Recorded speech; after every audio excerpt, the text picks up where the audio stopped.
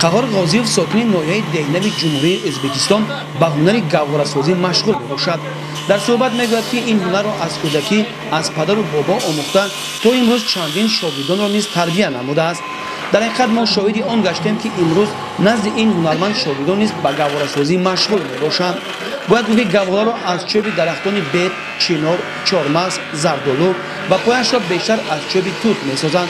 عادتا درازی گواره از 90 تا به 1 متر، برش 35-45 سانتی متر و بلندیش 50-60 سانتی متر می شود. قهرمان امروزه ما از نازکی های این هنر چنین نقل می کند.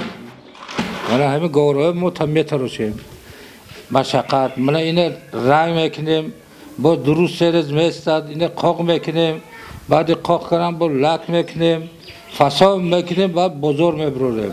یک گواره همین گویا که یا 70 تیار میشده. غیر گواره متواقع میکنیم خوشق میتراشیم. انا فرزندایم ایما یاد گرفتن اینا هم خیلی میتراشن. اینا همه شاگردای. هنرمند قهار غازیوف میگوید که در جمهوری تاجیکستان خویشاوندان نیز به کسب گواره‌سازی مشغول میباشند. ماه چند مرتبه به ایادت یکدیگر رفته برای ساختن گوارهای خوش‌صفت به یکدیگر کمک میرسانند. من خودم اصلا از تاجیکستان آمدگی من ازبکستان دا زندگی میکنم. من این همکار دارم. من اونجا من خشتبار دارم، جانا دارم و یا من بیام من میرم. من خیلی موبایل ما استاگی رفسود است. سرعت کشیدن با پرزیدنت رحمت است.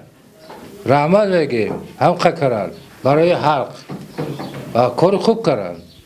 انا خلق آزادانه رفته آمده است. هیچ کی به هیچ کی گام نمیزنه. اگه شاگردا بسیار است. من دیده کار کردن بچه‌ها. این اویله هنرمند گوهره را از دسته، تخت چوبه، چند برها و کسبه گوهره را نقاشی و کنده‌کاری میکنند. اینچنین با رنگ‌ها آرایش میدهند. برای بازی کودک باشد در جای دسته، بازیچه و هر گونه مرجان و زنگولچه ها میآویزند. من این کسب گوهره‌سازی را از پدر و بابایم آموختم و بعدا اینجا آمده همراه استادم قهار غازیوف کار میکنم. همه نوزگی‌های این کسب را پورا از خود کردم. امروز من مستقلانه میتوانم گوهره سازم.